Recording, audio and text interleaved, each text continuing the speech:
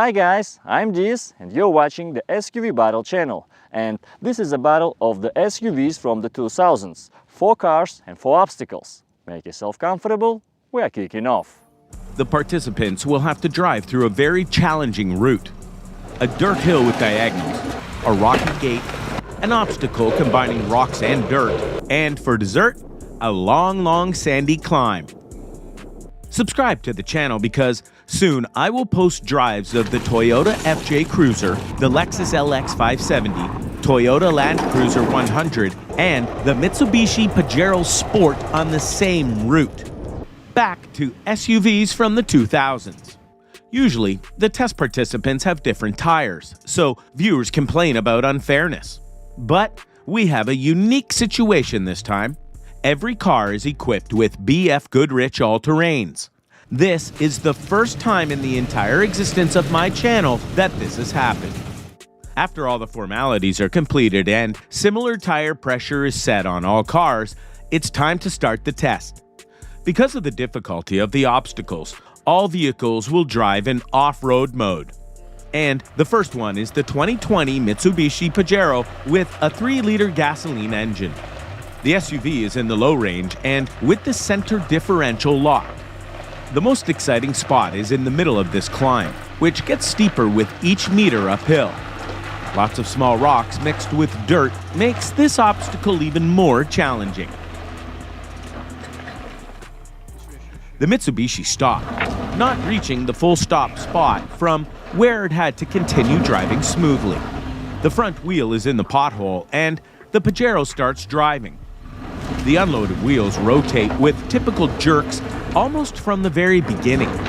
That's the work of the traction control system. After that, however, the loaded wheels received enough torque and the Pajero confidently drove forward.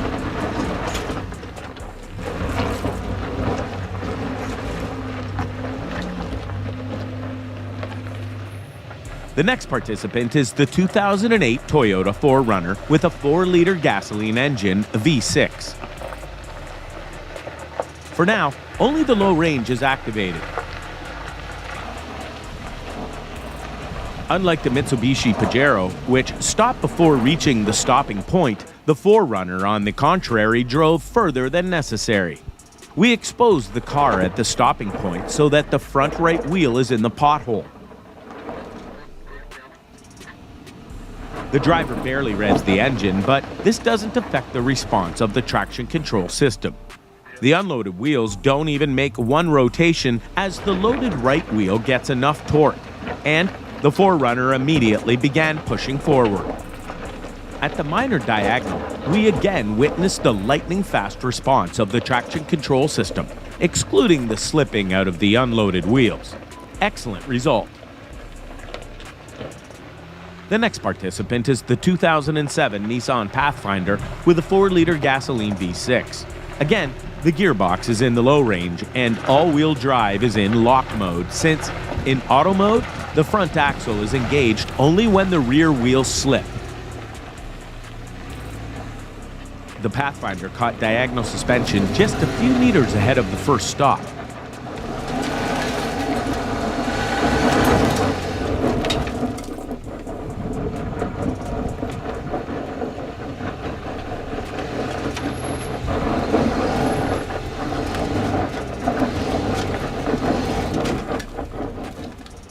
The Nissan couldn't drive out of it smoothly and rolled back to change the line.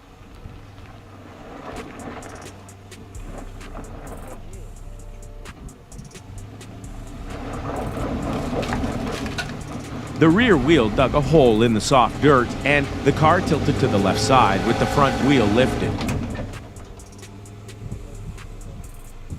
The Pathfinder rolls back to avoid the newly formed obstacles.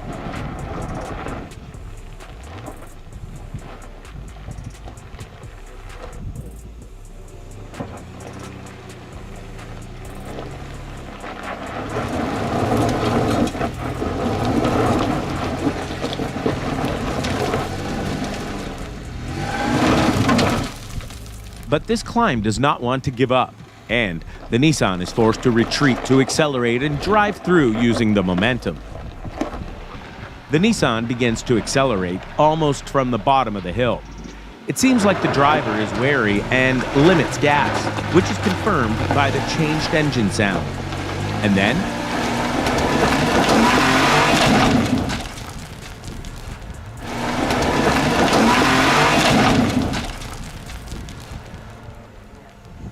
the Pathfinder gets stuck, not reaching the stopping point. So it rolled back again to drive by the more accessible line without diagonals.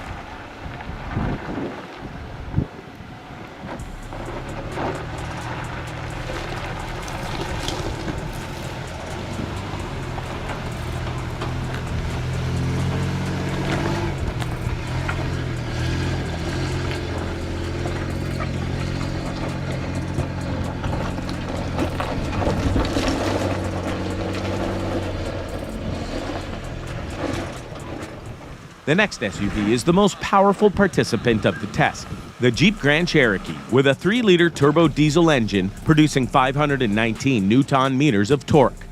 It also has an advanced quadra-drive 4-wheel drive with electronically controlled cross-axle differentials. It means that the electronics will decide when and how intensively to lock them. The driver can only activate the low range.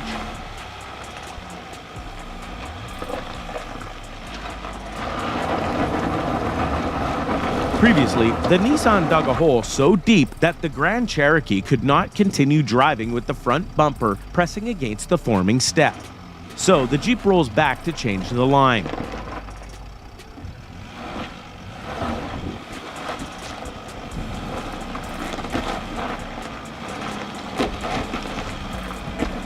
At the next diagonal, the Jeep stopped again, skidding with unloaded wheels.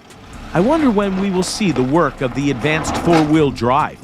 In the meantime, the Grand Cherokee is back again to change the line.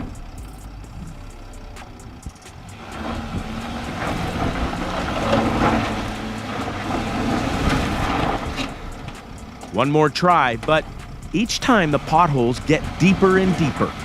This means that the complexity of this obstacle increases. Now the Jeep tries to take a solid right to drive around the deep holes.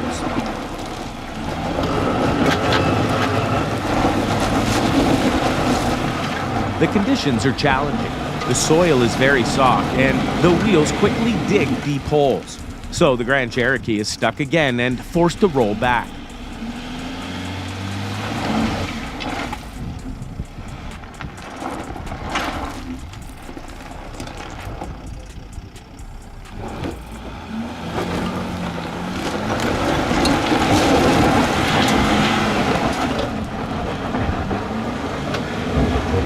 As a result, the Jeep started to accelerate below the stopping point and thus overcame this obstacle only using the momentum. The Jeep had to drive in unfavorable conditions due to the deep holes formed after the Nissan Pathfinder's attempt. Therefore, for fairness reasons, the Mitsubishi Pajero and the Toyota 4Runner will again drive this obstacle. The Pajero drives in the same mode as previously, low range, and the center differential locked. The vehicle is moving at a moderate speed straight to the potholes. The front left wheel hit the hole and the car slowed down. But unlike the Nissan, the Pajero kept the pace and reached the stopping point with the front right wheel raised high. And then a familiar scenario. A slight slip of the unloaded wheels, engagement of the traction control system, and the Pajero completes the drive with excellent results. Now it's the turn of the Toyota 4Runner.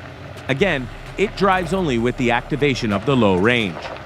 Toyota's traction control system, A-Track, works in the background mode by default and does not require forced activation. The 4Runner drives slower than the Pajero, which may get stuck in a deep hole under the left wheel. But the A-Track is on the watch. On the contrary, even having slowed down before the pothole, after a slight slip with all the wheels, the 4Runner continued to drive. perhaps the 4Runner is driving slightly to the right of the Pajero's line, so it does not lift the front wheel. But it is still impressive how confidently Toyota has overcome the entire section to the stopping point. Intense start, and with active wheel spin, the Toyota 4Runner completes the drive.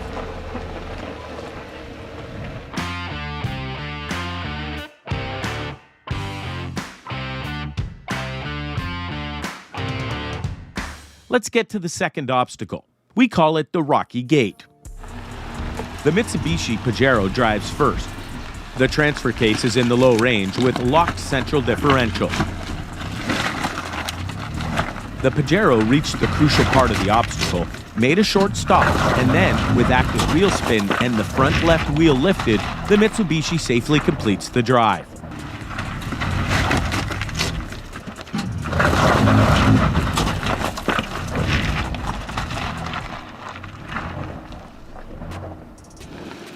Now it's the turn of the Toyota 4Runner. Like during the previous test, the driver activates the low range only.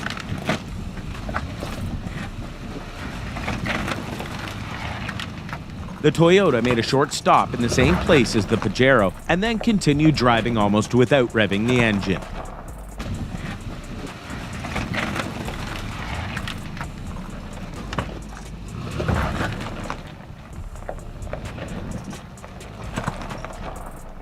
If you thought this obstacle was too easy, wait for the Nissan Pathfinder's attempt with the low range activated.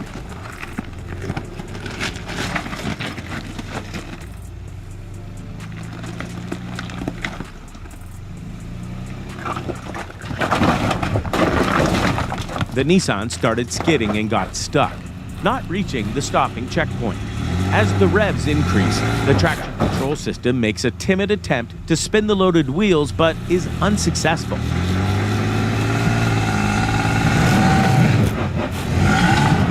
Then, the driver decided to floor the gas pedal. As a result, the car has moved forward a little, while the rear left wheel dug a deep hole, and the front right wheel helplessly erases the tread against the rocks.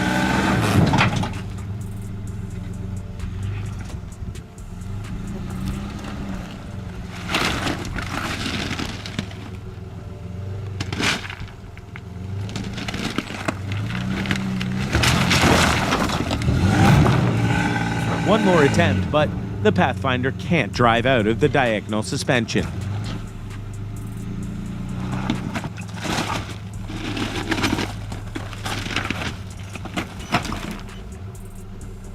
And now, there will be a visual demonstration of Nissan's traction control system.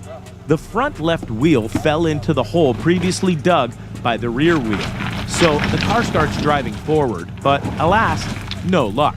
So the Pathfinder rolled back for another attempt to pass the main obstacle. The driver gave more gas, and the car jumped over the rocks with the rear wheel in the pothole. The toothed tires make the pothole deeper with each rotation, so the rear bumper touches the ground.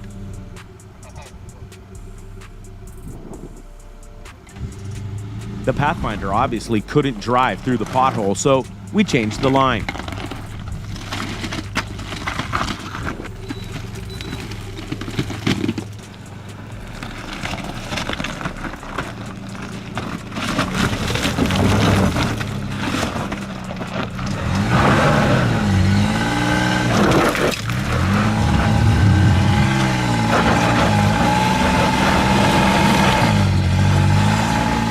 The driver is throttling more actively. The wheels are throwing huge rocks besides clouds of dust, but the result remains unchanged. The Nissan Pathfinder can't drive any further. Indeed, someone is already commenting that if the driver pressed the gas pedal harder, the car would easily climb up the hill. So now, we will check it in practice.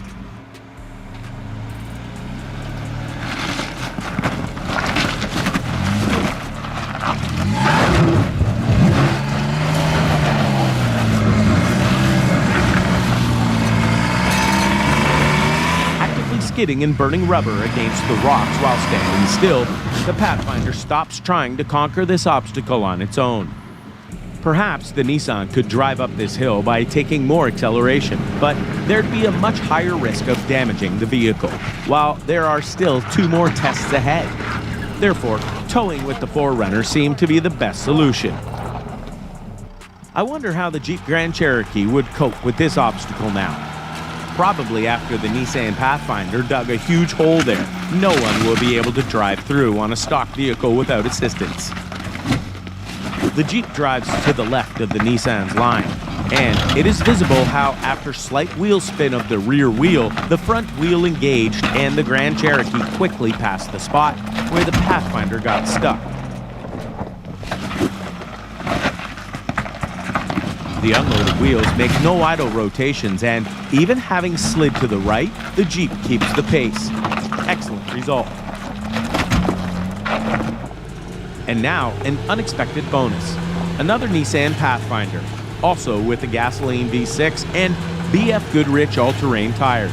Let's watch how it will cope with the obstacle. Maybe there was something wrong with the previous Pathfinder.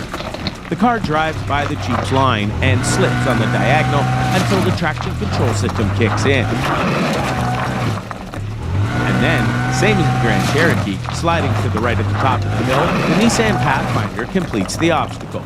Now, that's a plot twist, isn't it?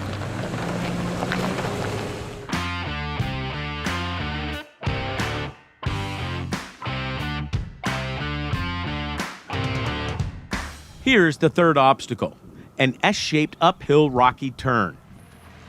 The Mitsubishi drives first. The gearbox is in the low range and the center differential is locked. The Pajero goes diagonal, and because of numerous small rocks, the wheels have no sufficient grip and the car slips in the same place. Roll back to change the line.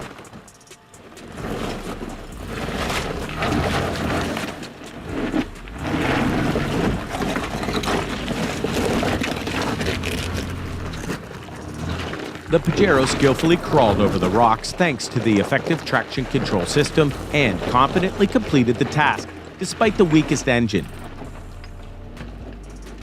The next participant is the Toyota 4Runner, and unlike the Pajero, the driver activated the low range only.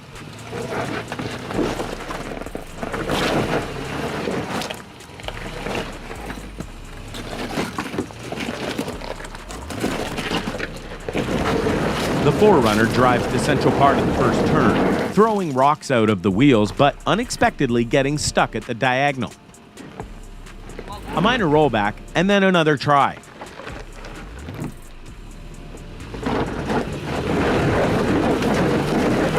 But unfortunately, Toyota's active traction control is helpless in this situation. Now the driver turned the front wheel a little to the right, and the 4Runner managed to drive out of this trap using the sidewall tread of the tires.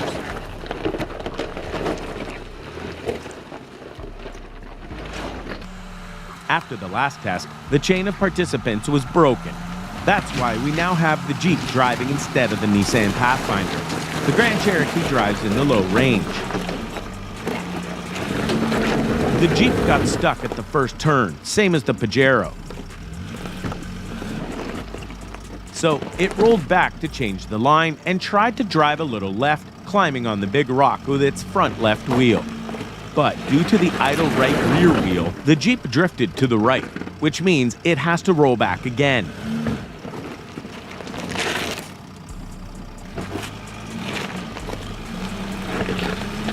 The Jeep drove on the big rock. It kept slipping, but couldn't push further. The attempt to continue driving wasn't successful. That's why the Jeep rolled back, demonstrating the flexible lower part of the bumper.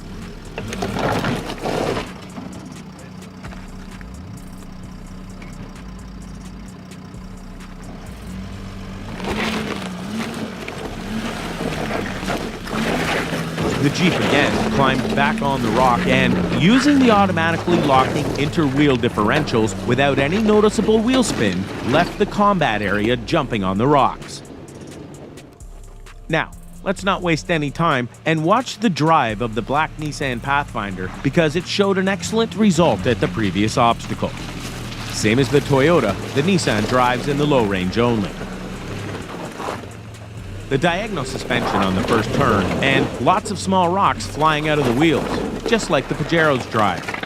The Nissan rolled back to change the line and climb up the big rock with the front left wheel.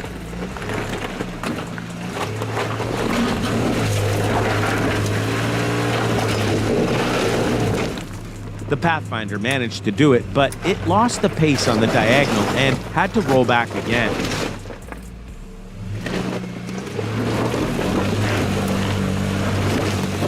Another attempt. Look at the many spots left by the rock on the sidewall of the left front wheel.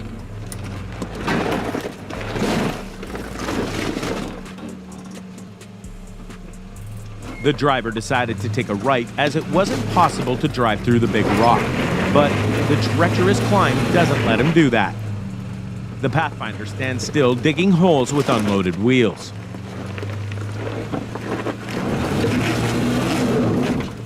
Here's another confirmation of it. The Nissan rolls back a little where the climb is less steep and has higher chances of driving uphill.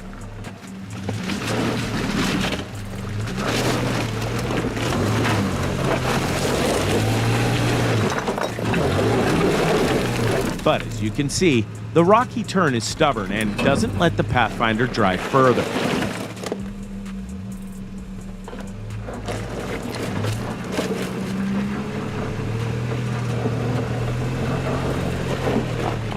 The Nissan moved the big rock with its front wheel, hit another rock with the rear bumper, and ripped off the back left mudguard.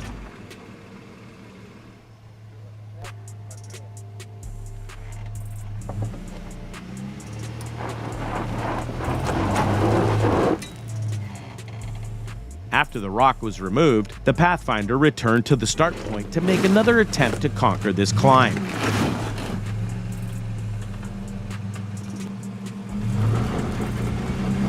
The work of the traction control system slowing down the wheels is well visible. With the increase of engine RPMs, more torque is delivered to the wheels, and the Nissan rushes forward, hitting the rock with its side step. A little fewer revs, but then the driver floors it, and the Pathfinder, raising clouds of dust and jumping on the rocks, nearly missed the second turn. The driver braked down in time. You may probably wonder how the brown Pathfinder coped with this obstacle. The Nissan started from the same point as the black Pathfinder. It hit the right side step, but managed to drive the obstacle independently. The only difference was that the position of the big rock had changed significantly. The first three participants went on it with the front left wheels, and the black Pathfinder hit it with the side step. And while the big rock was in its original place, neither the brown Pathfinder nor the white one, which was in the support team, could not pass this obstacle.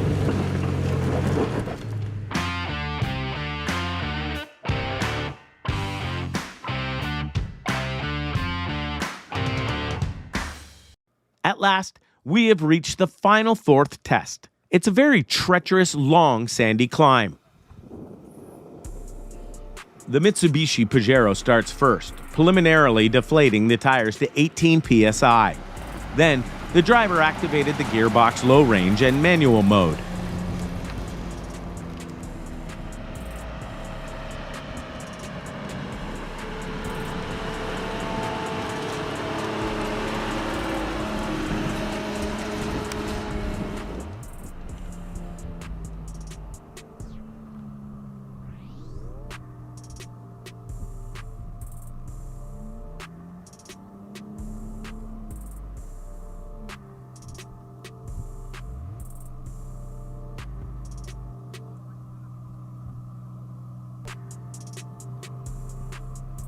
As I already said, the hill is not easy at all.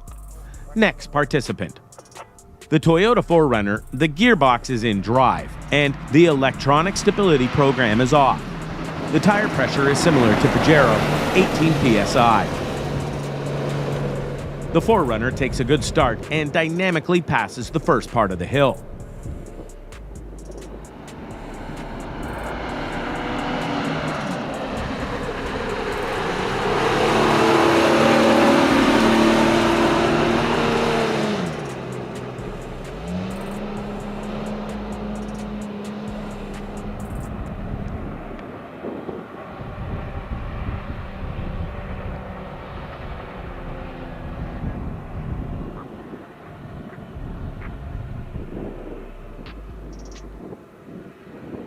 Near to the middle of the distance where the climb goes steeper, it becomes more and more difficult to spin the wheels, and the car slows down until full stop.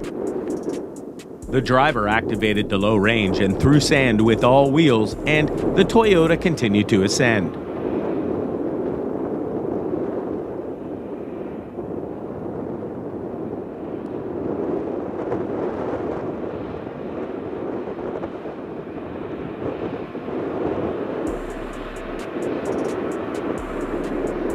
The 4Runner reaches the finish line safely, coping with such a tough test.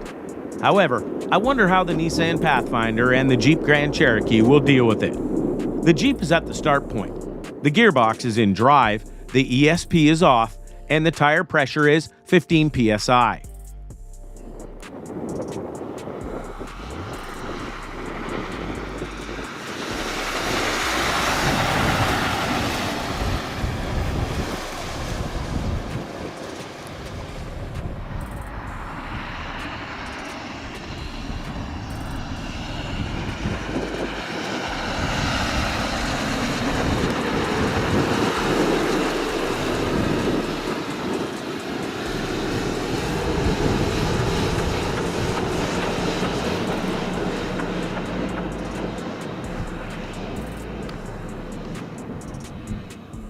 With a good acceleration at the start, the Grand Cherokee started rocking on bumps, so it lost all pace.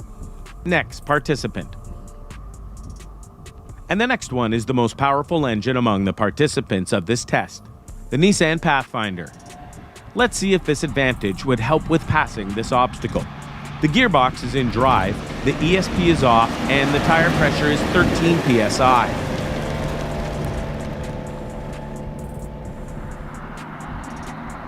The Nissan accelerated smoothly, but it gained an excellent speed to the middle of the distance.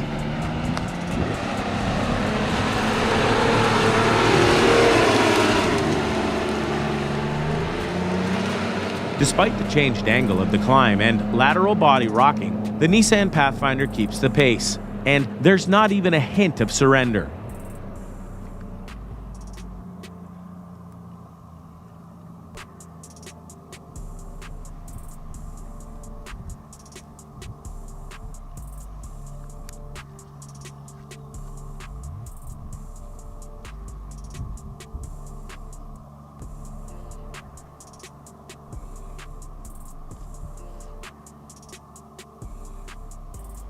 The result is quite expectable, considering how the Nissan rushed through all the distance.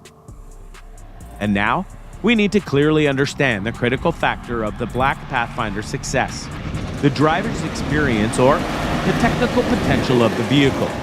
So let's watch the drive of the White Pathfinder with similar settings. The gearbox in drive, ESP is off, and tire pressure is at 13 psi. Plus, we should mention that it is the driver's first off-road experience.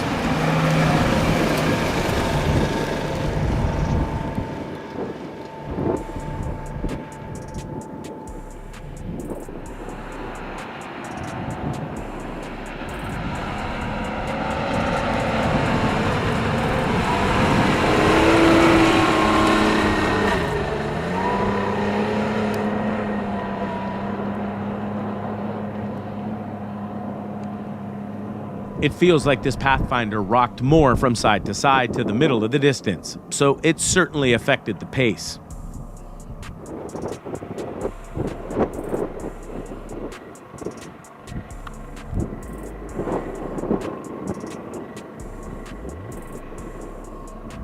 The Nissan slowed down at the 2/3 point of the hill, but still confidently drove to the top and safely finished, confirming the result of the predecessor. So, it is not all about the driver's experience. Another attempt of the Jeep. The gearbox is in drive, the ESP is off, and the tire pressure is 12 psi. The Jeep actively accelerates from the very start, but then it started rocking from side to side, decreasing the speed.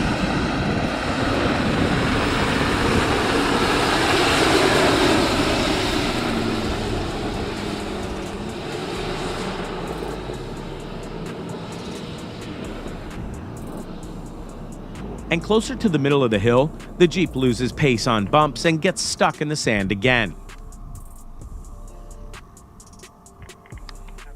The Mitsubishi Pajero has the weakest engine among the participants of this test, but the central locker, disabling of the ESP, and deflation to 0.8 bar may help it conquer the hill.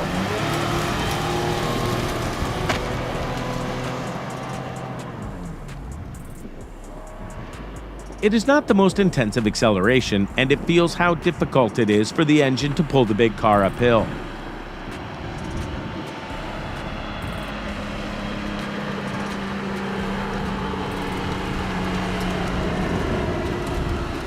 Judging by the speed, this won't be long, but let's not run ahead.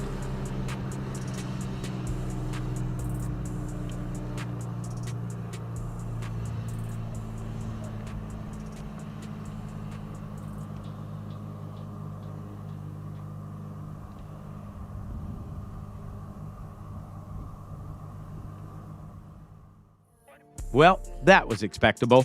Another attempt is over by the middle of the hill. As we tried various options, it was decided to tow the Pajero by the Toyota 4Runner. Minor addition to slightly bring down the pride of Toyota fans. The Toyota's help was required only in the middle of the hill. The Pajero was able to drive further on its own. And while the rescue operation was commencing, the Jeep Grand Cherokee drove uphill by the alternative route. So, it's about time to summarize.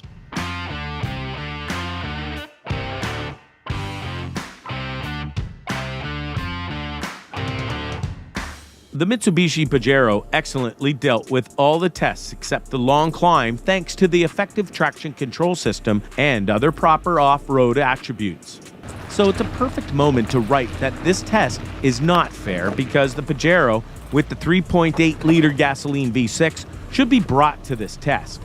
But the point is to demonstrate that even with a weak 3.0-liter engine, this legendary Japanese SUV can overcome obstacles not any worse than more powerful classmates. For those who would say that the Pajero was successful because it drove first all the time, I suggest recalling the first test and second drive of the Mitsubishi after all the participants. At that time, it again proved the unchanging excellent result. The Toyota 4Runner has excellent geometrical parameters and outstanding traction control system work, which allowed a confident driving of absolutely all obstacles. But it should be noticed that this car has some suspension upgrades and the wheels are slightly bigger than stock. So it is interesting how the fully stock vehicle would perform on this obstacle. We will check it in future videos. It is visible that the Nissan Pathfinder's traction control system is less effective than the one of the Mitsubishi and Toyota. We had 3 Pathfinders and could prove that for sure. But the long sandy hill has brought some corrections to the impression about the vehicle. All Nissans could conquer it in the first attempt, not depending on the driver's skills. The Jeep Grand Cherokee has left a mixed aftertaste. From one side, it has an excellent 4-wheel drive system, which almost excludes idle rotations of unloaded wheels. On the other side, there are some issues with geometry, notably the low front bumper. And a characteristic body rocking on the long climb makes one think about the poor condition of the shock absorbers. In general, the Jeep's potential is not fully disclosed, and one more test with another Grand Cherokee is required to clarify and confirm. And now the traditional awarding of places. The obvious outsider of this test is the Nissan Pathfinder. The third place goes to the Jeep Grand Cherokee because it was better than the Nissans. The Mitsubishi Pajero occupies second place. It showed an excellent result despite the weakest engine. Finally, first place is awarded to the Toyota 4Runner, which easily coped with all the obstacles. That's all for now. Write in the comments which car surprised you and from which one you expected more. I'm Diaz, see you in the following video.